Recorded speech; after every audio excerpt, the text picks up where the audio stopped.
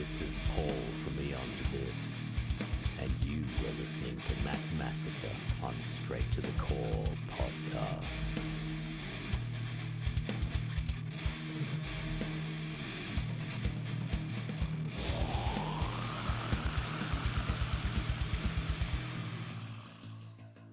What's going on, ladies and gentlemen? Matt Massacre here. Welcome back to Straight to the Core. I am joined here by my good friend, Paul O'Brien, vocalist of Aeons Abyss, all the way from Australia. And right now, funny enough, it is 7 p.m. on Saturday, and it is 10 a.m. in Victoria, Australia. You're from Victoria, right? No, I'm actually in South Australia. South Australia. Yeah. But still, it's getting there. It's about 9:30 here. Yeah. Yep. I looked at Victoria because that must be where Steve's from. Yeah, it is. Yeah. Okay. Yep. Well, either way, you're drinking your morning coffee, and I'm just... Yeah. The sun's going down. Thanks for having me, Matt. Appreciate it. Yeah. So I love the Straight to the Core. I'm happy to be involved. That's well, thank great. you. This is officially the first international interview that I've had so far on the podcast. So it's really awesome to have you guys. Yeah, nice. You guys be a part of it, and you be a part of it. You know, because Aeons Abyss and you and Steve and cheers, have been very supportive of me and everything I've done. So I really happy to have you here for sure. Oh, thank you. Yeah. So you guys got a new single that just dropped a couple months ago now, right? Like right before the virus hit. It's like, yeah, that's right. Boom. Yeah, the Great Hanging. I don't think it was its fault, but you never know. Right. We did a collaboration with a couple of other bands. There was Eternal Rest from Brisbane, Australia. Their vocalist, Shannon Davin, did the guest vocals for The Great Hanging. And also a guitarist from Savages, Rogers Rocker from Savages in Brazil. He did the solo for that song. So yes, it was fun to do. The input of those guys was awesome. So how hard was that process? To get that done? How hard was that process? Sorry, I lost it. Not too bad actually. We just recorded Steve recorded the music first, and I recorded the vocals, including Shannon's part, and then sent it to those guys. And Rogers did his solo first for it, and then Shannon did the vocals, replacing the ones that I had there. So, and it really suited it well to have the different vocal style going in there. So, yeah, I think it sounds good. We really enjoy it, and it's sort of like a prelude to the album that we are currently working on. It's got more of a social, I guess, political type theme to it. So, as does that song. Because I was going to ask, because Steven mentioned that the new album that you guys are working on is a concept album, and I was going to ask what the main focus of the writing process, and that would be. Yeah, well, we're starting to write. I mean, a lot of the songs Steve wrote probably over the last couple of years. So our first album, Impenitent, was all songs that were written, way back in 1990 and just beyond that. Right. So as we were recording there, Steve was still writing, and he's recorded created a lot of songs that constitute this next album. So the original, the first album, each song is its individual beast, its individual story, but we did want to have an album that the story continues throughout. The whole album is one single story, and that's what this one is. So I'm still actually writing some lyrics for it. There's only a couple of songs to go, but just trying to fit everything together so that there's actually a complete story at the end. So I guess at the time I'm writing lyrics is when the world's going fucking nuts. Right. Yeah, I mean, for sure. Plenty of inspiration. We were talking before, at the moment, US is on fire, man-made, but Australia was on fire early in the year just through natural and Mother Nature man-made causes. Yeah. How has that affected you? Has that affected you at all? Did you kind of the fires? No, not really here. We didn't have fires down in South Australia where I am, or we did, but not exactly where I live. It's been interesting because there was such a huge focus on it, but it's sort of been diluted a little bit with coronavirus coming through. So we're just careful not to forget about it because there's still people like fucking devastated, really. Is it mostly stable now, or is it still burning? The fires are gone. We've had some good rains this year, actually. It's more a fact that we're probably expecting as much next year and the year after. Yeah, there's nothing really changing. It'll probably be easier this coming summer because of the rain we've had, but as soon as we don't get rain, we're really going to have to try and sort things out a bit better because there's just spots that are just fires are just going to burn through all the time. Even the way towns are set up, it's going to have to change. Right. Isn't most of like the inner mainland of the country, isn't that mostly not habitable? Well, Australia's mostly populated on the fringe. The central part is all desert, and the major cities are all on the coast. But so it is coastal areas. But there's just some spots that they get fires all the time now. So it's just commonplace. Yeah. Wow, that's wild. Yeah. So how they manage bushlands, especially to control how much fuel's there, and it's just going to all have to change. It's interesting because the Aboriginal people lived here for 60,000 years, right? And they used to light fires all the time, and they controlled the environment really well, and so they controlled wildfires beautifully. So the indigenous sections of the country aren't affected really because they know how to. Yeah, well, I guess those indigenous sections were taken over by white people, to be truthful, 200 years ago. So, but we just got to learn from the way they managed it, because they managed it fucking well. I mean, over 60,000 years, you're going to learn a few things how to manage it. True. Yeah. So, so that was a bit of a shake-up. But anyway, it's sort of, I guess it set the scene for what we wanted to do with this next album. That's we don't need to go to supernatural themes. There's enough shit happening in real life. Right, exactly. Very true. Yeah. It'll still dip that way because we can't help it. Just with the insanity just with the insanity of everything that's happened in 2020, both in Australia, globally, does it make it easier for you to find lyrical inspiration just because of all the insanity? Yeah, a lot of it it's almost, it sounds terrible to say, but a lot of it's unfortunate that's happening right now because it's like we were preempting this and now it's like getting ahead of us. Right. We haven't released yet. Fucking hold up. So now the 2020 is going fucking batshit quicker than you can pump out the... Yeah, that's right. So we're thinking, are we actually even going to get to release this, or what the hell's going to happen in the meantime? There's plenty of inspiration. There always will be because, society's been what it is for a long time. True. Yeah. So, it's a timely release, I guess. You got a tentative date yet, or just like a region of time you want to? We've decided we originally aimed to get it out this year, and that's probably going to be, we released Independent last November, so probably around the same time, November. But at the same time, we're not going to rush it. There's a few things we want to do, even with the artwork. We'll use Sata again, who did the artwork for Impenitent. I love that artwork. Awesome job. Yeah. I love that artwork. We've got a few ideas for what we think he'll love doing. But at the same time, what we did with that artwork was he had the idea for the storyline of Impenitent, and we just let him go with it. Use his own imagination, take your time, and he obviously went above and beyond with what he achieved. So we'll do the same with this, and there's a few separate pieces that will constitute this album, so that might take time. Similarly to Steve's music's really intricate. It's a lot more mature, the music to this album, than Impenitent was, because he's obviously developed as a songwriter. Right. And so the vocals are going to have to match that as well. So there might be a bit of back and forth with try this style with it and try that style. So if it doesn't get prepared in time for a November release, we'll wait until it's ready. Right. Yeah, absolutely. No rush, for sure. I mean, I love kind of going back to Impenitent. I had such trouble saying that word when I initially had you guys on the podcast.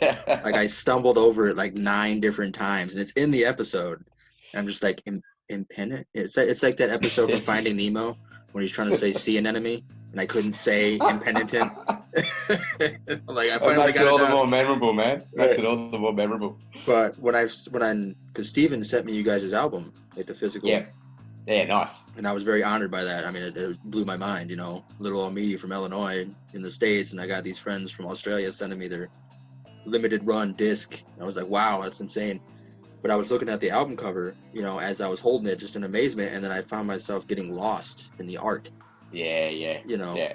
and because there's just so much going on, and if that's the there same, is. and even in the Great Hanging single that we're gonna play on this episode. But even in that single, there's so much going on in that as well. Like you just look and there's so many different, you know, nuances of like, oh yeah, that's cool. Oh, I didn't notice that before. Or that's really neat how that's put right there specifically. And you know, so, but yeah. So you are talking about the fact. Go ahead. Oh, sorry, I was going to say I'm very honoured to have the original piece that Sada did. It's hung up in the lounge room. So, oh wow, okay. And you can just stare at it for hours because there's such fine detail all through it. Yeah, it's beautiful. So going back again to Impenitent, you said that a majority, or not a majority, but a lot of the songwriting that was released with that album, you guys wrote 20 years ago. Yeah, absolutely.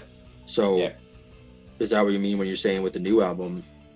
It's pretty much 20 years of musical growth between you guys that you're just, is it going to be a completely different sound? Is it going to be completely different? It'll still be death metal. Probably not old school death metal. It's got more of a modern vibe to it. A little bit of black metal influences come through there as well. And probably even preceding the death metal stuff, there's a lot of thrash influences in there. I think you probably noticed that in The Great Hanging. It's really sort of a thrashy song. Exactly. I like it. There's a lot of thrash influences in the coming album as well, which is great because why not love thrash? It's fucking awesome. Right. Well, I mean, if you think about a lot of the old school death metal kind of was inspired mostly by thrash. Like if you listen to, you could argue that Altars of Madness is a thrash album, really. Right. The same thing with Cannibal's first album. I mean, if you listen to Cannibal, Eaten Back to Life, there's so many thrash elements in that. It's ridiculous. Yeah. So I can see how you guys got that, you know, flavor because it's your cup of tea, you know. No, that's what we grew up with, and then moved into death metal as it became a thing in the 90s. We certainly launched onto that one pretty quickly, especially with that T-shirt that you're repping today. Hearing John Tardy's voice, that had me hooked. Yeah. Well, I noticed a lot of similarities between John Tardy and yourself. A lot of how you project. Oh, he's definitely an influence. So I'd like to think that I sounded at all like him because he's just a fucking genius. But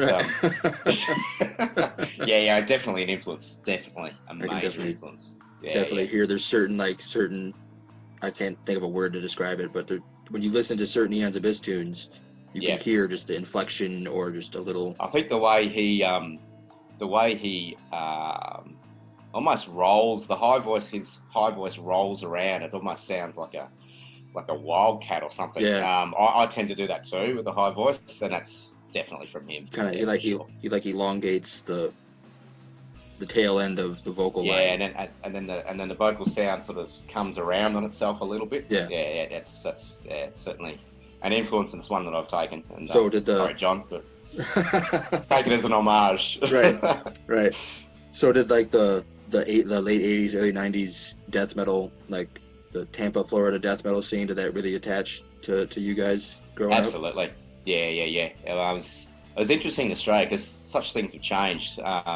You mentioned before about you in Illinois, and it's almost like a reiteration of that for us now because the internet opens up the possibility of what back in the day was tape trading. Right. So you're just your own little independent thing, and you're sending these things out to other people, like-minded people, and that's how it grew. Right. So we're really doing that through the internet, which is great. So, you know, this is nothing special. This is what was done back in the day too. Although it is special for that very reason too. But back in Australia, we didn't have a lot of access to a lot of stuff. So we obviously had a lot of thrash metal come to Australia, and then probably it was the Florida death metal scene first that got to us. and we never really got a chance to hear a lot of, say, the second wave black metal in Norway. Right. Steve and I were chatting the other day about we got hugely into Impaled Nazarene, but we didn't hear a lot of the other black metal bands because we just didn't have access to their stuff. So now it's almost like you get to explore those things from 10 years ago. That you get to rediscover all the things you didn't get a chance to before. Yeah. That's really awesome. Yeah. So was it hard? Was it just back then? Was it really hard to get albums? Like you couldn't just go to the record store and buy a Morbid Angel album. You could, but there was limited stores where you could go to actually get it. Yeah. So how did you go about back then? How did you go about listening to it? You couldn't just pull up Spotify, put Morbid Angel in, and That's right. There was a underground metal store in Melbourne, and I lived over in Victoria at that stage, and I used to go into there and buy up, get some albums, have those for a while, trade them amongst ourselves, and so we'd sort of take turns. Who's going to buy an album this time, sort of thing. So we had a good collection that way. Yeah. Sweet deal. What was I going to ask? So how did because I mentioned in the episode that you guys were on originally when we played tracks from Impenitent, how you and Steven, how the band initially started as a high school project. Yeah. With Steven's brothers and a couple of your friends, and then life happened for you guys, and then 20 years later, you and Steven reconnected and started it up again, but changed the name. So how cool was that to reconnect with him? It's fantastic. I mean, we've always, musically reconnected. Been estranged as friends, right. But busy doing other things, and it's more the opportunity. So really, I guess technology catches up, right? And you can record stuff in your own home studio, which allows you to do these things. So we're in a lucky time from our point of view because we can do this, and all those songs that were written we always liked them, right? But to be able to sort of produce them properly and get them out there so that other people can hopefully enjoy them is a wonderful experience. And so rewarding. How did the whole process come about? Like, how did the reconnection? I think he said it was something about a children's birthday party that you both attended. You guys reconnected.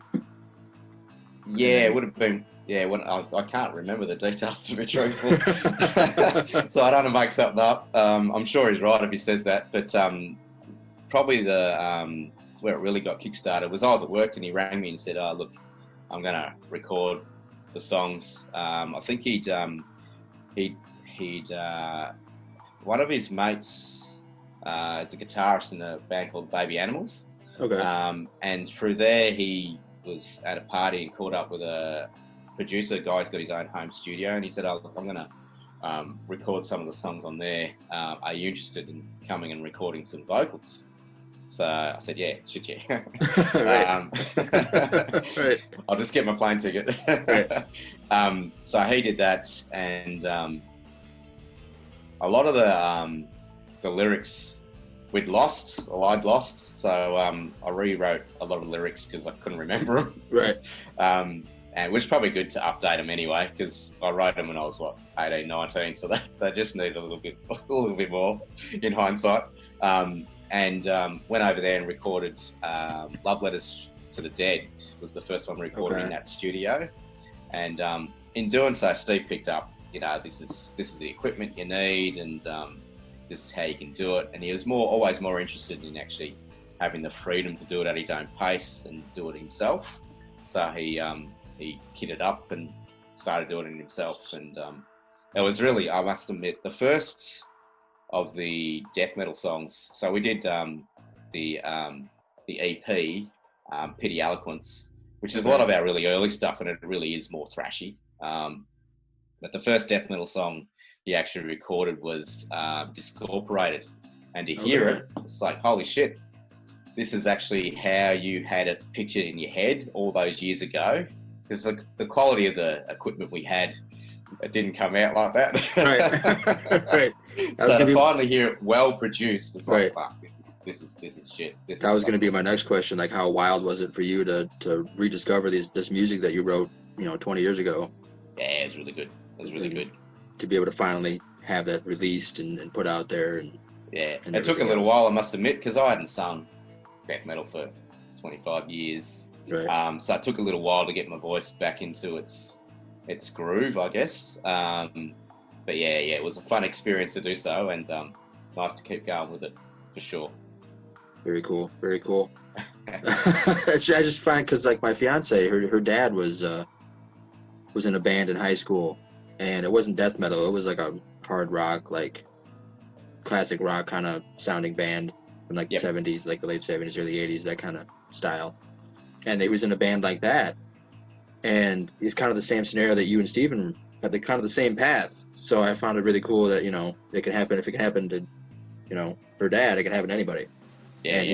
He reconnected with all his bandmates that he played with 30 years ago, and now they're out playing music and writing stuff, and it's fucking great, isn't it? And doing crazy things. So it's really cool. You got to do it. You got to have something. I reckon you do, because life is what it is, and we get sort of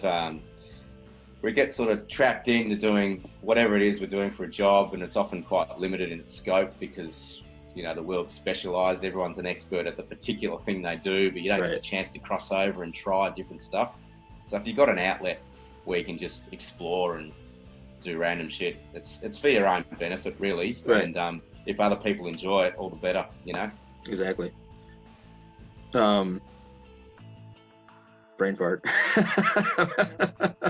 Oh, good. It's not just me then. That's good. Yeah. You're enjoying the coffee in the morning. I'm like winding down for the day. So it's kind of like my brain's like going wonky. So how bummed were you that you had to change your name to Aeons Abyss from Cataclysm, since the Cataclysm with a K had? Well, that was actually quite early on. We had that name Cataclysm, but probably I don't know when Cataclysm with a K, I think they were around in the 90s. Yeah, I think so. So it wasn't long on where it was like, oh shit, we're going to have to change our name. Okay. But we never got to doing that. So it's I actually quite like. We took a long time to come up with Aeons Abyss. There was a lot of back and forth. It was actually a more involved process than probably naming your kid. So what's in many respects? Naming the kids easy. You just say, "What do you reckon, wife? What do you reckon?" She'll there decide. You go. Okay. So what was the inspiration for that? Well, we wanted something that sort of reflected, I guess, the vastness of space in many respects. Okay. And it's sort of almost relativistic in that you've got distance and time are actually the same thing. They're part of the, different dimensions of the same aspect. So, I don't know, we rock back and forth with different ideas. Some of them are completely different to that, but that's sort of what we ended up wanting to express a little bit. And I came up with Abyss of Eons, as in, the depth of a long time, of a long expanse of time, which Steve then decided on Aeons Abyss. Yeah. So when Steve sent me an email with some promo photos of you guys, and he mentioned in the email that you guys are planning some live shows in 2021 at some point. How close are you to being able to? Because it's just you two that are in the band, right? Yeah. You gonna have hire a studio drummer, or? I'm not sure the actual details of how we'll do it. I think that's preferable that we actually get a drummer, another guitarist, and the bass player to just fill in. It depends on what contacts we've got, and if we can sort of dovetail into another show, perhaps we could get some of those guys involved. Right. We've had some interest from some pubs in Melbourne to play some gigs. The alternative is whether we have like a backing track and just play to that live. Just play to the right. Yeah. So that's a possibility. It's probably the backup position if we can't actually get people to play. We still have Steve's brothers. So Adam is a guitarist, but he has shown some interest in playing bass for us. Okay. which would be awesome because he's an awesome guitarist. Was he one of the brothers that played back in the day with you guys? Yeah. Awesome lead guitarist. But he's had some issues with his hands, so it might be easier for him to play the bass. But I suspect it'll make the bass pretty intricate, which would be awesome. Right. And James, Steve's other brother, is a drummer, and it's a matter of whether those guys are interested in playing some live gigs. I think they will be. So that will be probably the preference if those guys want to be involved, and then we'll just need to find a second guitarist. But we're open to it. We want to make it happen. So I guess if we plan that at worst case, it's the two of us in front of backing tracks, then it's more likely to happen. Right. And at least you're out there. If other guys want to get involved, because obviously we'll need to get playing tight with whoever comes in. Right. At the moment, that's difficult with the distance. So I'm over in another state. I'm 1,000 kilometers away from those guys. Oh, that's how far you guys are? Oh, wow. Yeah. I keep forgetting that Australia's like landmass wise is like the same size as the States. I forget that. It's so huge. It's like a 9-hour drive trip to get to those guys. But shit, we'll make it happen. We have to. Right. Yeah, because it would be awesome to play live. Awesome. You guys haven't had an opportunity to play out live yet, not since high school. So things have changed. You're gonna have the jitters again when you go back up there? You think? No. I love getting up live. It suits me. I don't know. I love the sound of my own voice, maybe, but I just love getting up there and just you just almost sort of fall into a different personality. It's like an alter ego, just possibly. Yeah. But it's a very liberating experience. I've never been shy to do it. Like speaking of the first person that came to mind with the whole alter ego thing is Nergal from Behemoth. Yeah. Because I've heard stories. I've heard stories like when you talk to Nergal, the person, he's the best dude in the world. Yeah. But there's stories of musicians that have toured with him. Once he gets that corpse paint on, he's in the fucking Behemoth garb. Do not talk to him. He's Nergal from Behemoth now. Yeah. Completely different person. They're so well polished as a band. They're just fucking awesome, aren't they? But I could imagine that. And you got to do that. You got to, because you're performing for the fans, and so you got to produce that product in a way that's representative, I reckon. Yeah. And they certainly do. Yeah. I saw them live last summer for Knotfest with Slipknot, and I won tickets from my local radio station, and they opened on the main stage, and I missed like 2 tracks because we were waiting for some friends to come through the parking lot. Right. And I could hear him playing. I'm like, Behemoth's playing. We gotta go. I don't want to miss Behemoth. Yeah. But luckily, I know back in the day, and I think they still do, occasionally just do really intimate gigs, like just small pub, like 30, 40 people in there. How cool would that be? That would be amazing. I couldn't imagine. I could not imagine. I think the only band I could really say that I saw, and I don't know if you're familiar with them, but Suicide Silence. Okay. Yeah. Yep. They play. There was a local venue in town. It's not around anymore. It was called the Rock Box, and it's like a 200 cap max room. And they played that room right when their first album dropped. Oh, nice. And I was there for it. I was like 15. It's like 13, 14 years ago now. And so that's like the only band I could say with confidence that I saw before they got playing festivals and arenas and stuff like that. Yeah. It was really cool because 2 years after the fact, there's a fairly decent sized arena in Rockford, where I'm from, and they came back with Mudvayne. Mudvayne played there with Black Label Society and somebody else, Static X, I think. This was like 2009, and they opened for that. So it's cool to see them play, the small little 200 cap room, and then 2 years later they're opening in the biggest arena in the city. So that's really cool. Yeah. That is awesome. Fun little story, but Yeah, absolutely. It's interesting because obviously in Australia, we don't get the opportunity to see bands live until they reach a certain size. Right. But equally too, when they do come over, it's often is smaller venues, especially back in the day. It certainly was. So we got to see like Bolt Thrower in a small venue. You go. Even Morbid Angel, it was not that big a venue. It's like fucking. So that was really good. Cool. Yeah, like David Vincent era. Yeah. Straight up, would have been the tour for Covenant. Oh wow, I love that album. That's a good album. It's a great album. I love how people like give shit about clean vocals, and then Morbid Angel did it, Yeah. But they don't mention that. It's like, well, Morbid Angel did cleans. Like, when you're not bitching about that. Yeah, Is it just certain type of cleans, or just when it's bass baritone, it's all right. right? What can you do? Yeah. So, it's interesting, isn't it? Yeah. Is there any like when I think of like Australian music, I just think AC/DC. You know, stereotypical American thoughts, but you know, the only band I can think of from Australia is AC/DC. But how could you not? They're fucking huge. Right. Yeah. So are they like gods in Australia? Or are they just it's almost like a rite of passage that everyone will follow them. Yeah, for sure. Yeah. Huge. Yeah.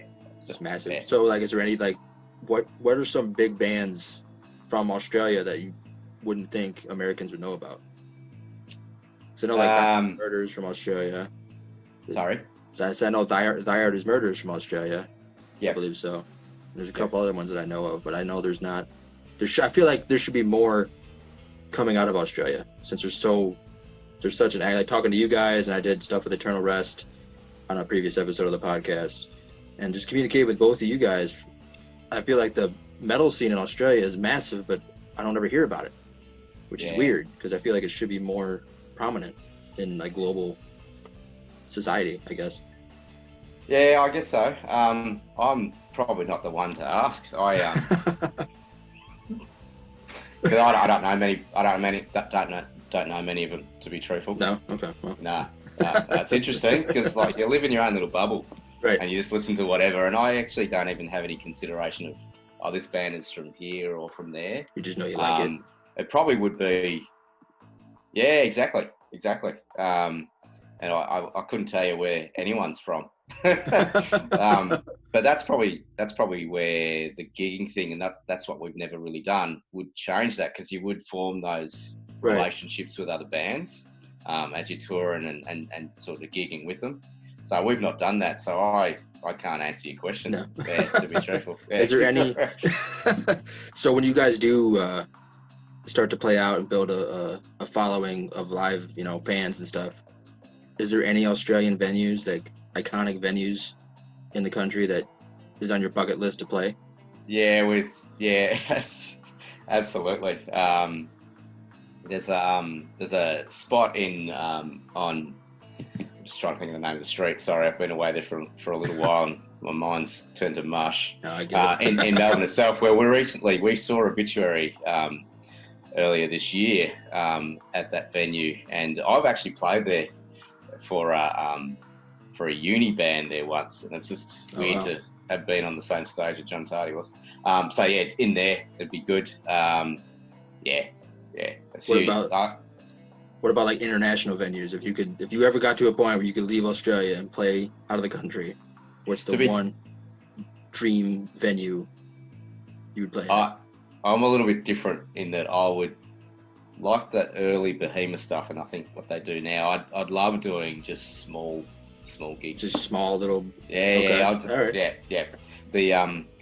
I mean, I don't know. I suppose once you're up there, maybe it's different once you've got a crowd and you get addicted to the feedback from a crowd. But I think it's a different experience. It's the intimate gig. Right. And that'll be. Connect better. I'd love small venues. Yeah. I think it'd be great, and really just try and connect directly with those fans would be amazing. It's unfortunate, like venues like CBGB and stuff closed down in New York, you know, because it's an iconic venue, at least in the States, and I've always wanted to go there, but they closed down 10, 12 years ago now. Yep. And I never got a chance to visit it or just walk inside it.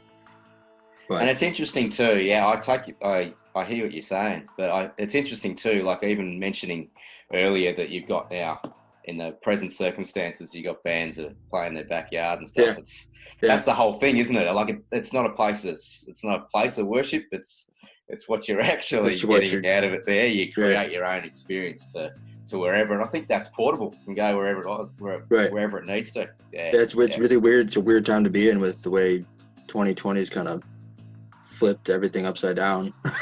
So it's really, I feel bad for all these bands that are, especially touring musicians, that their sole income is touring, and now they've been landlocked for 2 months, Absolutely. 2-3 months. It's decimating for these guys. I mean, it's a dream to be able to do enough of this to to eke a living out of it, to have that then taken away when you've actually done all that work and got to that point, it must be hard for those guys, and really feel for them. Which is all the more reason why we've got to support, Exactly. support the bands where we can. Yeah, for sure. So another thing Steven mentioned, speaking about supporting the bands, is you guys got some new merch options coming out here soon on your Bandcamp page. Yeah, we've done a second run of CDs because the first run was sold out. We've also got a run of cassette tapes because they've proved quite popular with people. And we've got some Aeons Abyss battle jacket patches that have just come out too. I've been wanting to make one of those for a while. I just can't find a vest.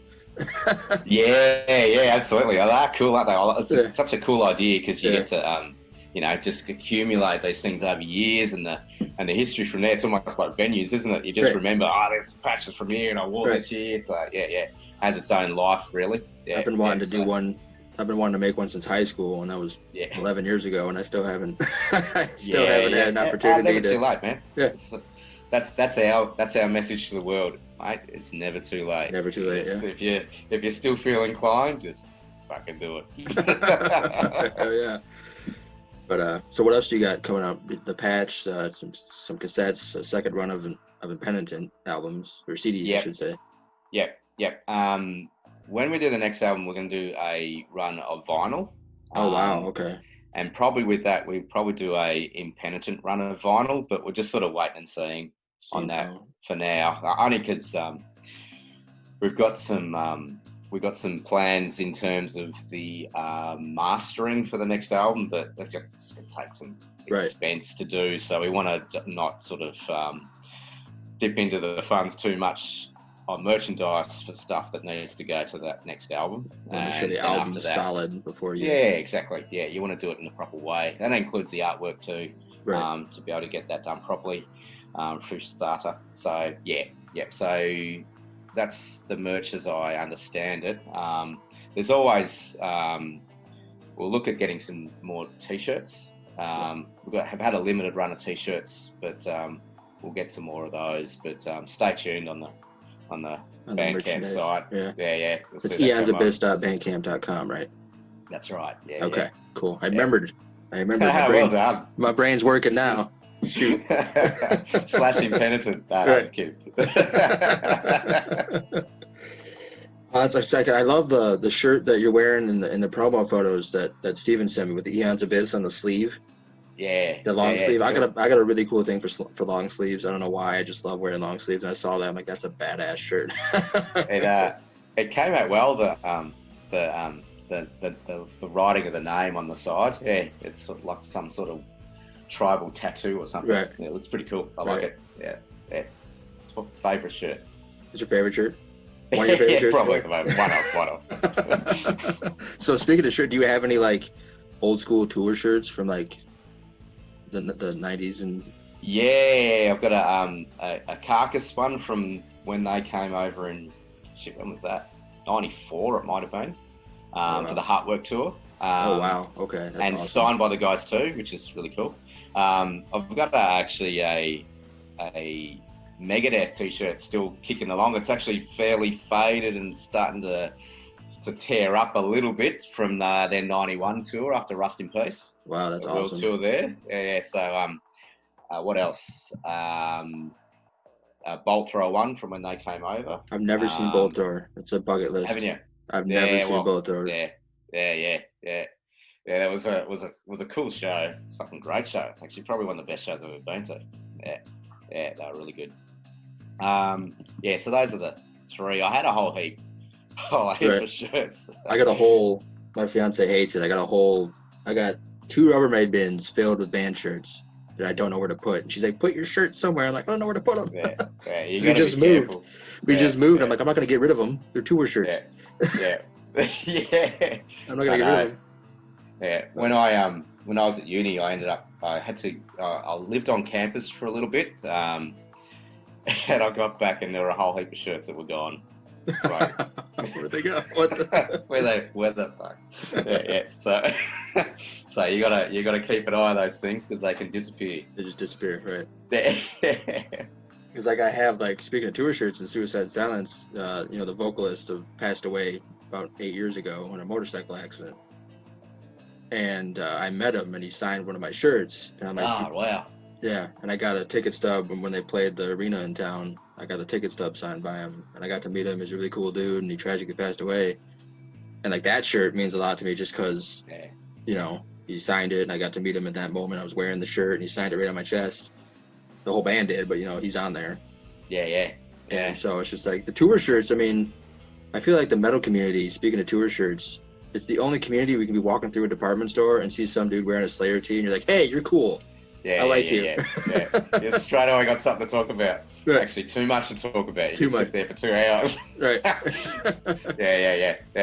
It's an interesting community, isn't it?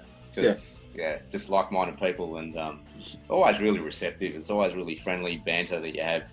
That's why I don't understand the stigma fellow on the right. That's why I don't understand the stigma on the genre. It's just people think it's It probably angry. helps it. It probably helps it because it keeps us, Right. It keeps us We know what you're like. Everyone else thinks you're probably a psychopath, but that's all right. just the stigma you're about not. it. Right. Just the stigma of like people think we're just angry people, and it's like, the music can be aggressive, but it's a release of emotion. Oh, hell yeah. Not control, not like putting a little ball. It's a release of Listen emotion. to pop music, that makes me angrier than anything you can imagine. Right. So people just assume that we're just like crazy. And it's just like, no, we're probably the nicest people you ever meet. Yeah. Like, swear to God. Yeah, absolutely. Funny story about that in high school. I can't make this story up if I wanted to. But like all the metalheads kind of sat at the same table, You could tell because it was just a sea of black and a bunch of, black t-shirts and, black pants and everything. And we'd all sit at the same breakfast table in school. And I can't make this up. The bell would ring for first period, and we'd all get up, and we all continue having a conversation, and then eventually spread out. And I heard through the rumor mill, and I wish I was joking. I heard through rumor mill that like all the judgmental people that thought we were schizos thought that the reason that we didn't immediately leave the lunch table to go to class was because we were plotting on who we were going to plan to kill the following weekend. I'm like, what in the really? Do you think we'd be standing here right now if we killed people every weekend? Honestly? As if it's that hard. You know straight away who we're going to kill. Like, it's obvious, isn't it? Yeah. Like, Jesus. Yeah, that's crazy. Yeah. But, whatever. That's why we kind of all just stuck together. And all those people I talked to then, I still talk to today, kind of how you and Steven are. That's a good thing, isn't it? Yeah, you just form these friendships and you're bonded for life. Right. You always got a constant relation based on the music, because 9 times out of 10 if I talk to these old friends, we talk about music for hours. What new artists have you what do you listen to right now? Hey, have you heard this new album? Hey, check this check these guys out. And I can sit there and talk for hours about music. And it's kind of why I started the podcast, because it's just like I love the music so much, and I wanted to provide, I guess, a voice for the voiceless, if you will. Because I'm not a musician. You need these voices. They're important. That's why we've been careful to support you, and we continue to support you as much I appreciate as we can, that so much. This is a vital service to the metal community. Right. Because I'm not a musician. I've never been in a band. I've attempted to back in the day, but I just never could. I always try to be a vocalist because I didn't know how to play guitar. I'm sure if I put my foot down and actually sat in my room for hours a day, I could probably learn something. But I just didn't have the time or a guitar back then. Yeah. But I've always loved the music, and I've always been around bands and musicians, and especially locally. And so that's why I wanted to start the podcast, because I spent a little bit of time on internet radio for heavy music, and I stepped away from that and then started the podcast. And then, I wanted to be able to provide an outlet. Because now people from my area know who you are, all the way from Australia. And now people that are friends of yours that listen, now they know who I am, all the way from the States. So it's just a mutual thing, and that's why I love doing it. I do it every week. I get all these bands from all over the world, and I hear all this praise and all this. I'm very humbled, so I don't know how to take positive criticism. So I'm just like, what's going on here? But it makes me feel good. That's why I'm really happy to have you here, because this is the first international interview I've ever had on the podcast. I've had an Yeah, interview cool. with a local band in town that came over to my house, and we did a in studio session, but I haven't really done any international or long distance, I should say, interviews. So it's really nice. cool to have you here. Yeah, cheers. Thanks for having me. So another question I had, because you kind of talked about it earlier, the biggest influences for you. So do you play any instruments, or are you just strictly vocals? Nah, just vocals. Just vocals. Yep. So besides Obituary, what are Yep. some of your biggest vocal influences that kind of help you get your sound? Okay. Definitely Chris Barnes, Okay. Cannibal Corpse, and then 6 Feet Under. Definitely David Vincent as well. Right. Of course. It's interesting. I listen to different. I'm very conscious of vocals in music. Right. It's something I really attend to, and different influences. I try and imagine how I would replicate that sound, and after a while, you can almost feel how that would feel to try and produce that sound, Right. and it naturally influences what I then try and do. The vocalists from My Dying Bride, definitely their earlier stuff, where he's an awesome death metal vocalist. That's not a band you hear of very often. No, Which is nice. no. I haven't heard that name in a while. And they evolved quite a bit, and so now obviously he's predominantly sings a clean vocal, but his death metal vocal is just brilliant. And similarly to the guy from Paradise Lost back in the day, he's if you've ever heard their earlier releases, their earliest releases, his vocals are just absolutely sublime. And look, I'm quite happy for bands to go and progress and do exactly what they feel that expresses what they want to do. And so their vocal styles changed, but obviously the death metal style that they had influenced me quite a bit. The early stuff that they did, right? And then there's all the usual suspects that you'd expect. So a Barty Greenway from Napalm Death, for sure. Jeff Walker from Carcass. Okay. Even some other influences like Lee Dorian, who was originally Napalm Death, but then was with Cathedral. That's it. Okay, I knew that name. Like, where is that? Cathedral. Yeah. Okay. It's very, very different vocal style. Very expressive vocal style. And you get other really expressive artists too. So we talked about Nurgle earlier, and obviously he's not only just the power and the tone of his voice, but the expressive force, how he's able to nuance that sound to express what he's trying to portray. Gosh, right. is very influential. He's very powerful live too. It's insane.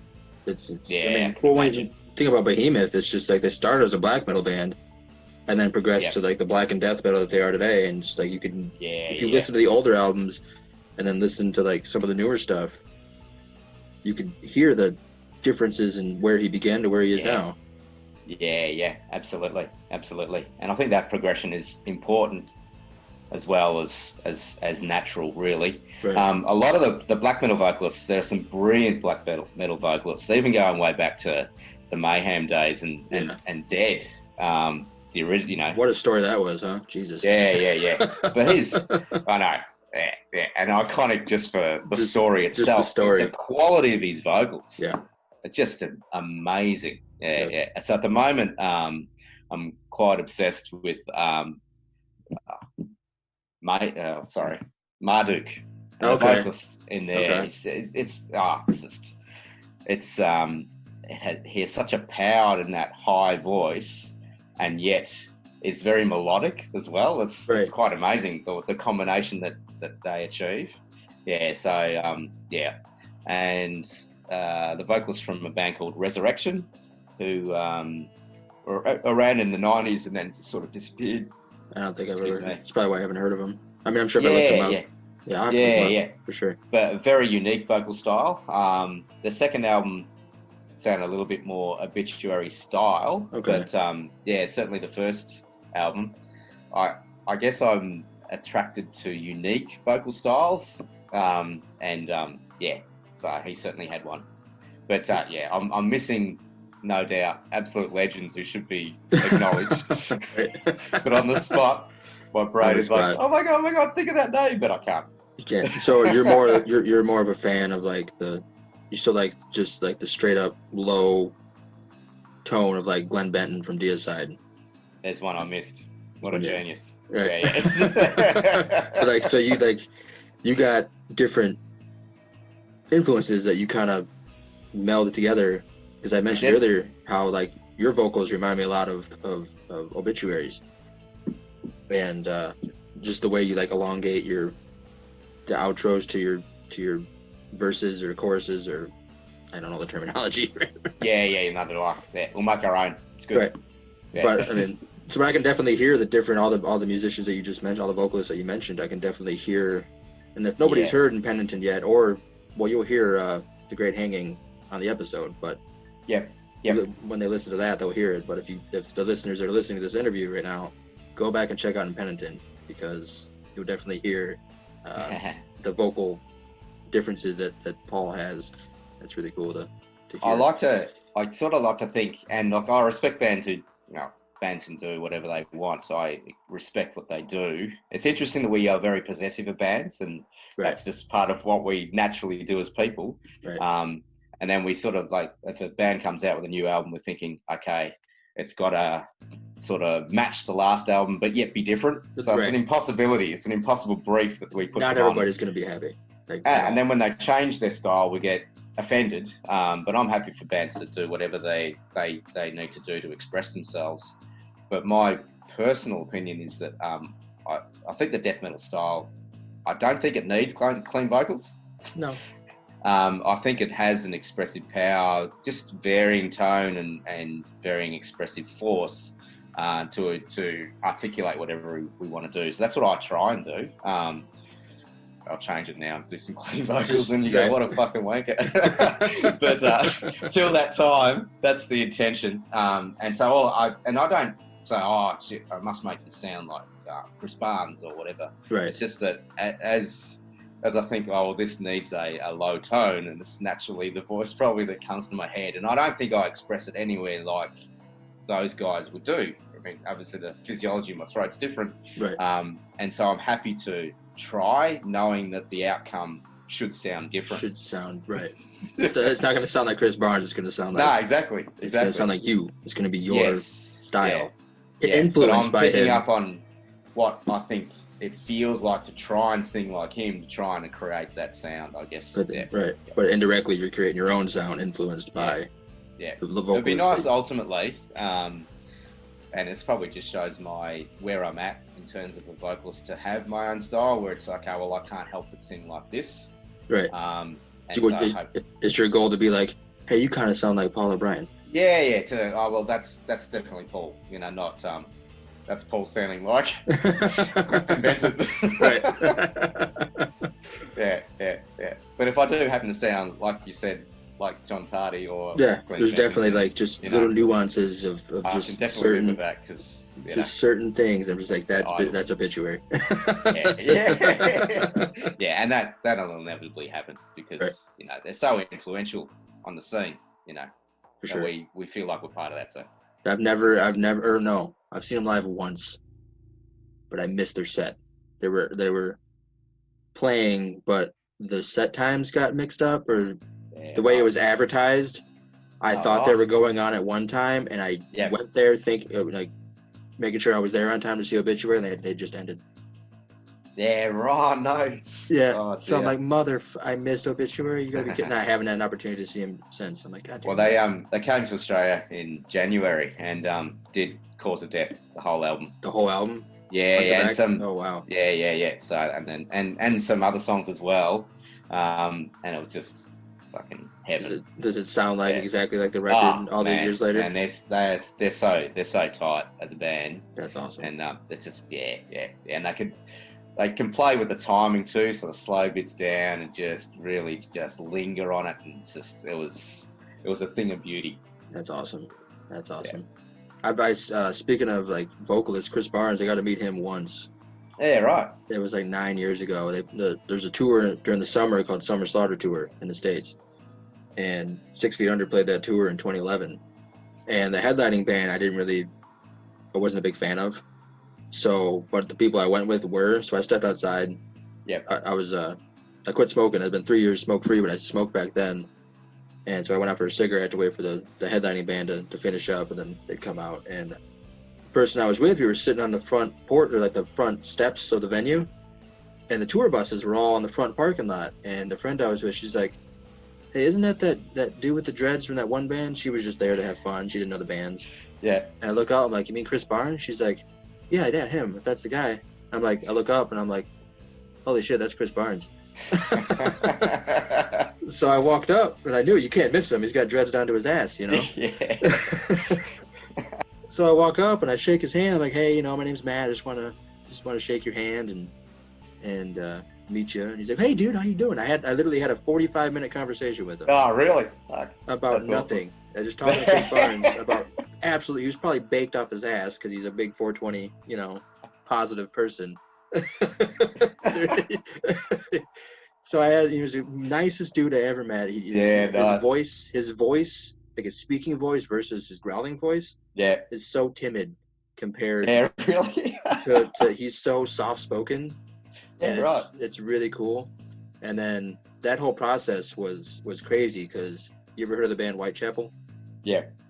The vocalist Phil Bozeman, they played the same tour, and he came around the front end of 6 Feet Under's bus, and he's like, anybody got a cigarette? I'm like, yeah, dude, I got you. I'm like, you're Phil Bozeman, of course. Here, go ahead, take one. So I'm sitting there having a conversation with Chris Barnes and Phil Bozeman while he's smoking a cigarette, and he's like, smoking a cigarette, and he's like, yeah, I gotta hide from my girlfriend. She doesn't want me smoking. I'm like, I'm an influencer. Shit. Nice. And that was funny because then Dying Fetus played that same tour. Yeah, right. And so John Gallagher and the rest of Dying Fetus come walking by, and their van is parked kind of parallel to the bus. And I happen to notice him because you can't miss John Gallagher. He's this huge bald dude, And I'm like, I'll be right back, guys. It was nice to meet you. Have a great rest of the tour, huge fan. You're like, okay, dude, see you later. So I go talk to Dying Fetus and meet John Gallagher, and he gives me a fucking Lunchable. So that whole hour of time, because I didn't want to watch the headlining band, I got to meet 6 Feet Under, Whitechapel, and Dying Fetus. I'm like, best decision ever. That's the answer. Best decision ever. But yeah, that's the only death metal legend I've ever got to meet. Actually, I did meet Pat O'Brien from Cannibal Corpse. Yeah, They played another Summer Slaughter a few years later, and the smoking area at that venue was all fenced off, and all the buses were parked along the fence, and all of Cannibal Corpse, like Alex Webster was out there and everything, but Pat was the only one to come up to say hi to anybody, so I got a picture with him and got to meet him.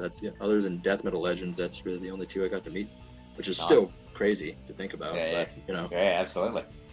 That's the thing about, speaking of Pat O'Brien, when I first did the episode with you guys with the songs from Penitent, I kept wanting to say Pat for you because it started with a P, and O'Brien, I'm like, fuck, it's Paul. I wouldn't be offended, man. I wouldn't be offended. It's all good. I'm like, it's Paul, not Pat. Pat's Cannibal Corpse. Paul, Aeons Abyss.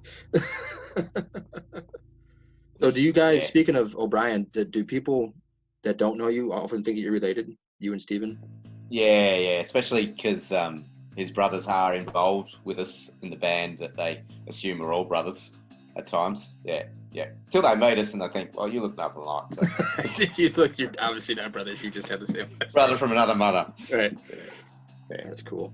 So I don't want to keep you any. How long have we been going here? Like an hour?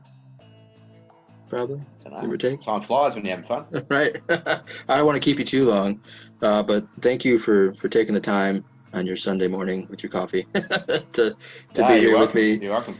And I can't wait to hear the new album, The Great Hanging. I love it. I know the listeners of this episode will get to hear it. I'm not sure if I'm going to put it before or after the interview because I'm going to splice it together, but we'll figure it out.